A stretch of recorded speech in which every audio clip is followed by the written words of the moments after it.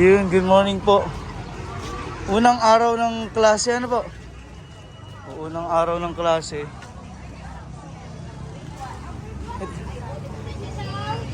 Mga naglilinis yung mga magulang dyan, ano?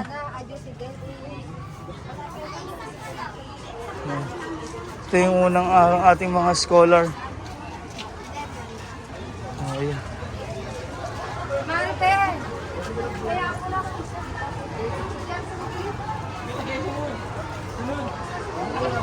Dito na lang muna tayo, ano, para magpa-flag ceremony pa lang. Hindi, nakita ko kasi dito kanina naglilinis yung mga magulang. Ayan.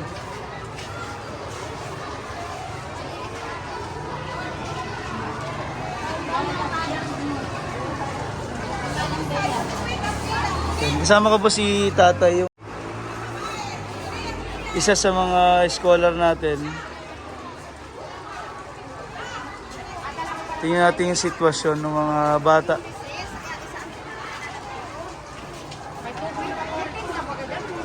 Diyan mo na lang kayo, tay.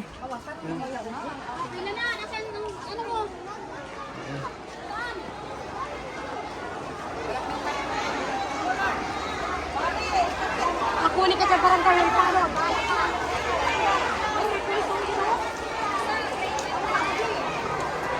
Good morning po. Talaga simula ulit yung mga bata na ngayon lang. Yung iba ngayon lang talaga makakaranas ng pasok. Mga grade 1 noon, nag-pandemic. Ngayon, di pa sanay ulit yung mga bata. After 2 years.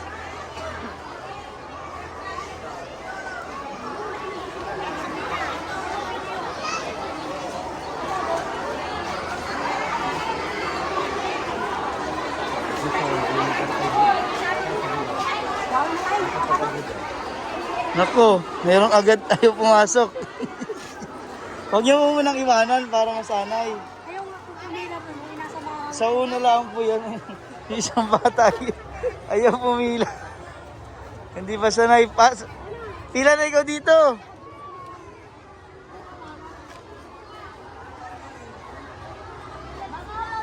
Bawal po yan, doon po kayo sa pathway.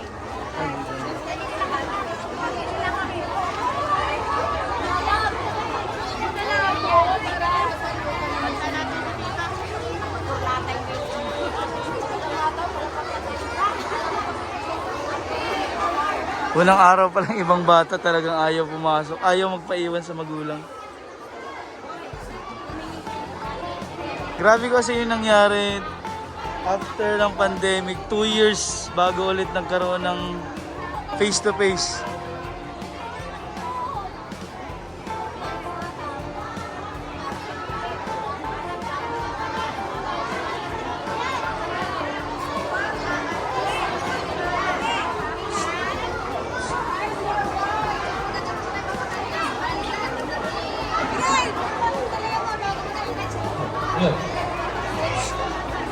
Yan ang pag-vlog ceremony na. Dito muna tayo. Ayaw magpaiwan, guys. Ayaw nga po, ano?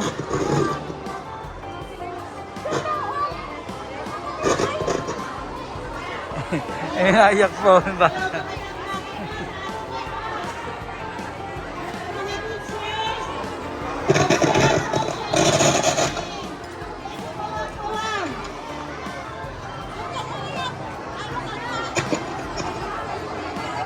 Hello po! Huwag itatong ang mga kamay sa balikat ng nasa unahan.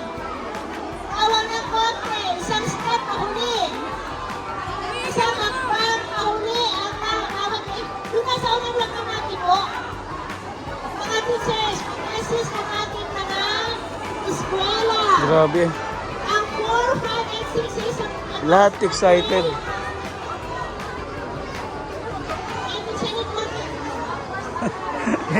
Ayaw magpaiwan, oh. Masyado kami nakakakita, hindi naman po ako ganyan. Ayaw magpaiwan ng ibang bata. Mga puro, isang ano na? Isang kailan, para ano?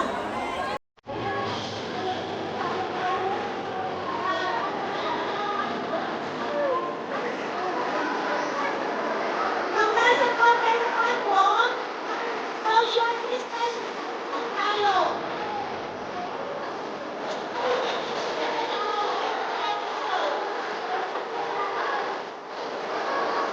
Hanapin po natin yung scholar natin. Si Sophia, isa sa mga scholar ng PB team ng Pugong Biyahero. Dongs TV dito po sa probinsya ng Mindoro.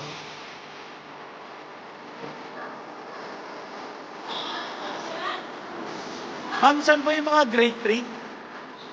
Dito ba? Dito ba lahat? Ilang section yung grade 3? 5. Thank you, ma'am. Ito po. Dito yung grade 3.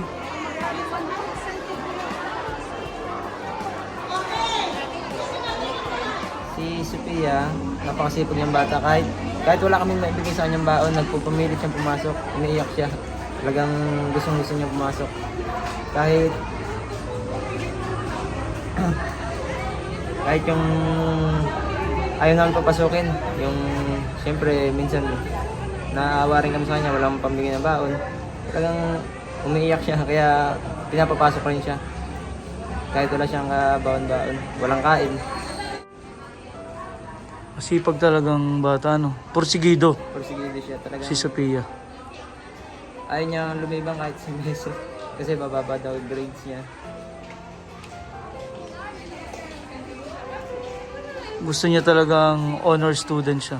Ayaw niya mawala sa kung honor niya eh. Gusto daw niya pag naka grade 6 siya, gusto niya mas mahigitan pa yun. Aakyat kayo ng stage. Sabit ng medal. Yun ang pangarap niya. Ako daw magsabit ng medal sa kanya.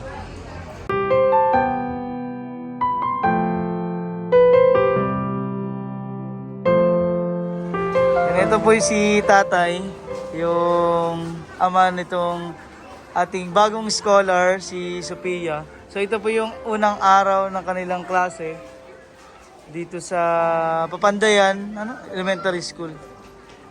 So anong oras po kayo gumising yan? At simula na ulit ng face to face. Kasi yung sa aking asawa ko, 4:30 ko lang gusto niya. 4:30 siya na nag-asikaso dito sa... Dalawa kasi sila eh. So ano masasabi mo kay Nini ngayong pasukan na ulit, face to face? Magpakabait ko lang, galingan sa pag-aaral. Oo. Para hindi ako nakakaya sa... Mag-aaral na mabuti ha, Nining? Simula na ulit ng face to face. Nagpapakilala na yata sila. Ito po yung room ni Sophia, ng ating isa sa mga scholar.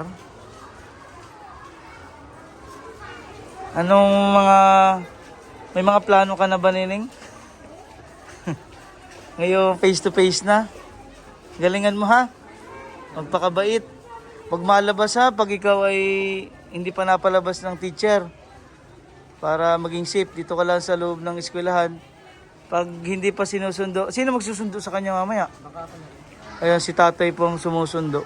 Pag wala pa si tatay, wag muna ikaw lalabas ng eskwelahan. Dahil delikado, no? Mga bata ay nawawala. Galingan na ha, Nining? Yan. At pasok na ikaw doon at kami na lang ni tatay din eh.